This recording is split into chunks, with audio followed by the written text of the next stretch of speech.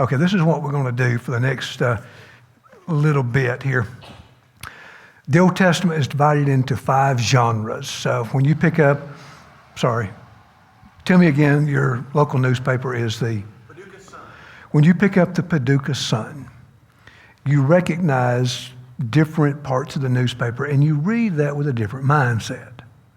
You read the opinion page with a different mindset than you read the headlines. So you recognize editorials, this is someone's opinion, but it may not necessarily be my perspective. So when you read in the Old Testament, you've got 5 different types. You got 5 different genres, the French word here for type. You've got law, you got history, you got wisdom, you got prophecy and poetry. We're going to think about these just a few moments here this morning. The Old Testament law is basically Genesis through Deuteronomy. Within this, you have 10 commandments. You shall have no other gods before me, no graven images, not take the name of the Lord your God in vain, remember the Sabbath day, honor parents, do not kill, steal, commit adultery, bear false witness, covet. So those are absolute laws. So this is the law genre here. And then you have what is known as case law.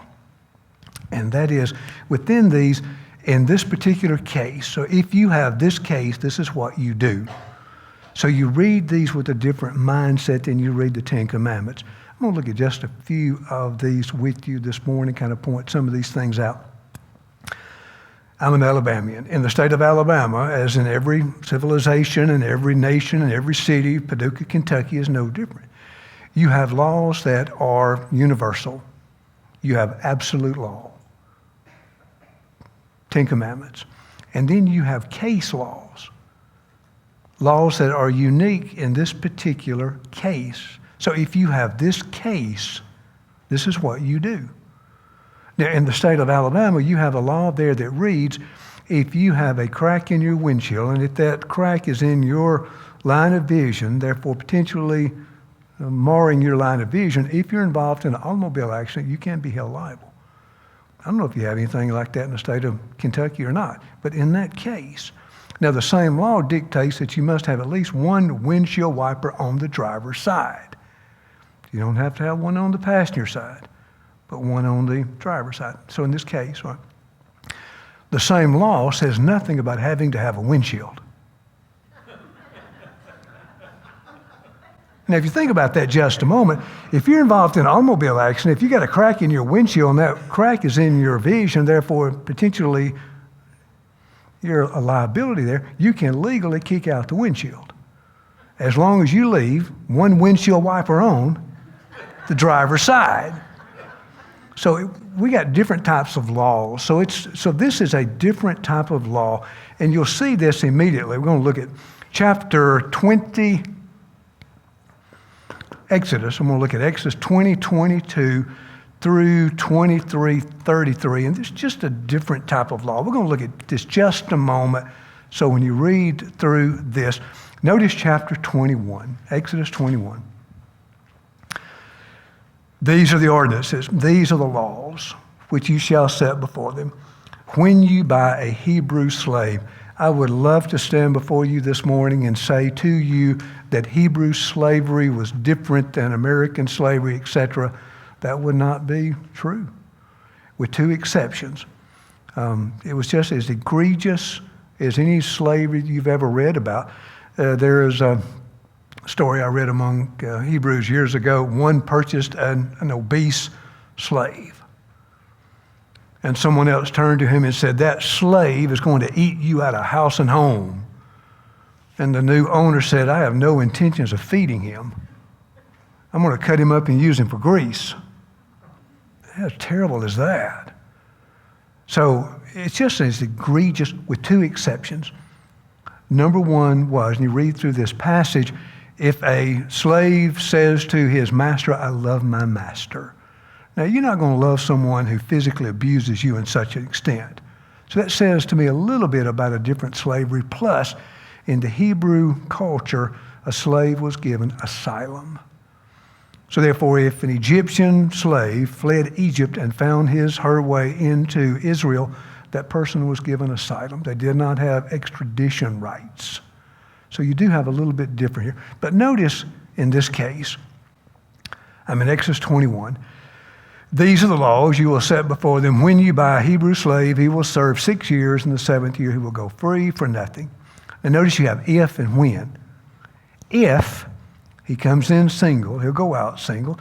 If he comes in married, his wife will go out with him. If his master gives him a wife and bears him sons or daughters, the wife and her children shall be the master's, and he will go out alone. That's difficult, isn't it? But if the slave plainly says, I love my master, my wife, my children, I will not go free, what do? You got 10 commandments at this point. Do not take the name of the Lord your God in vain. They really don't help here, do they? So therefore, in this case, so you read these laws, understanding that they pertain to a different type of environment. I'm going to look at just a few of these. Verse 23. This is a significant passage. Just look at that just a moment. You'll recognize it. If harm follows, you will give life for life, eye for eye, tooth for tooth, hand for hand, foot for foot, burn for burn, wound for wound, stripe for stripe. This is the lex talionis in Latin. This is the eye for an eye. This is a law of limitation. This is saying that the person in some type of a senseless melee lost an eye. This is law of limitation in that only an eye could be claimed in recompense. I can't take a person's life for the loss of an eye. Now, if you give consideration to that just a moment, this is a tremendous leap forward in the legal understanding. This was a law of limitation. I think this is to be taken as that, as a limit within that. Some people read this and maintain the Old Testament's barbaric, an eye for an eye. Well, I think barbarism is just the opposite. If you don't have this law of limitation, you got a barbaric society. So I think our nation struggles with this concept. 2000, I think, if my memory serves me correctly, that would be the first administration of second Bush. There was a law before, Congress, never came out of committee, as I recall, but attempted to provide place a $250,000 limitation on bodily injury lawsuits. So therefore, our nation is struggling with this. Well, in many ways, the Hebrews had this thing figured out, and they maintained, well, you got a limitation here within that. So within that. Again, I'm going to look at just a few more. Now, here's one for you. I'm in verse 33. Think with me just a moment. If you look at these laws, and if you read these and draw the conclusion they have no application to me in 2022, you're thinking too narrowly. You're not looking at these in a broad perspective. Notice verse 33. I'm in chapter 20, verse 33. When a man leaves an open pit, and when a man digs a pit and does not cover it, an ox or a donkey falls into it, the owner of the pit shall make it good. He shall give money to the owner, and the dead beast shall be his. Now here, show of hands here this morning. How many of you own a donkey? We have a donkey owner here. Very good. All right, how many of you own, what's the other animal here? How many of you own an ox? You own an ox? Oh, well, that qualifies. You own well, good for you. Most of us here this morning don't own donkeys or don't own oxen. So therefore, you read through this and you're thinking, this has no application to me in the 21st century. You're thinking too narrowly. Think about this just a moment. When a man digs an open pit, you have an open pit on your property. Let's put water in that pit. What do you have? I'll make it easy for you. You put a diving board on it. You got a swimming pool. If you don't protect your property and your neighbor's animal, ox, donkey, or worse, your neighbor's child stumbles into your open pit and is injured or worse, there's a liability there. So read through these and think more than simply that. Do it with a little more depth here. Again, we'll look at just a few more here. Chapter 22, verse 2, here's another one that's often read here. If a thief is found breaking in and is struck so that he dies, there shall be no blood guilt for him, but if the sun has risen upon him.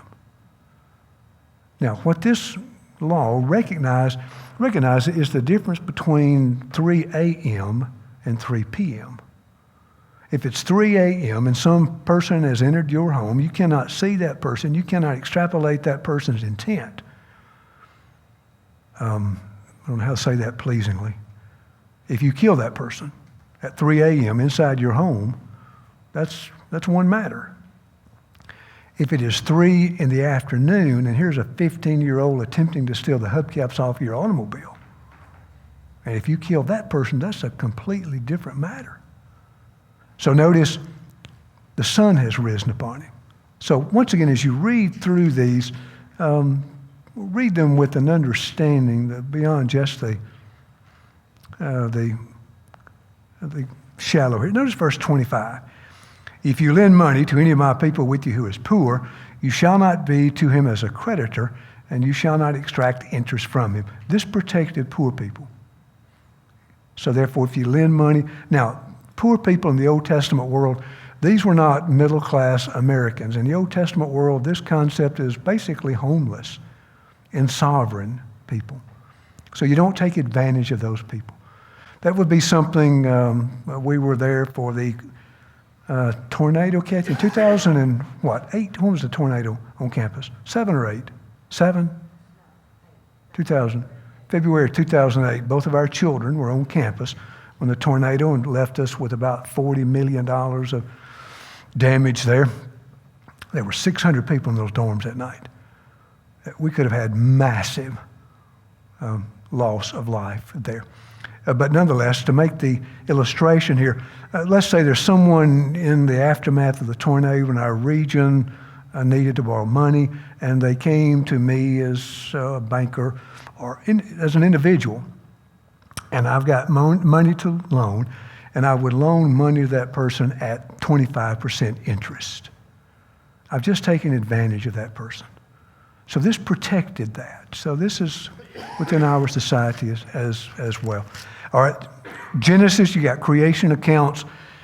In Genesis chapters 12 through 50, you got the story of the patriarchs. In the book of Exodus, so you have the event known as the Exodus. The Hebrews came out there to Mount Sinai, wherever that was. You have the 10 Commandments given.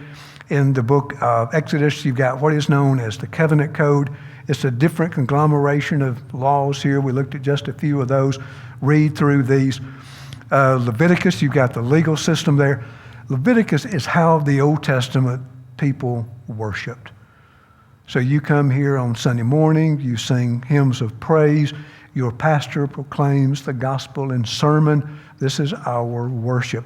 In the Old Testament world, it was a different type of worship, but you have that in the book of Exodus. They worshiped in the tabernacle in Exodus. How they worshiped is in the book of Leviticus. Now you come to the book of Deuteronomy, is a series of sermons preached by Moses on the plains of Moab.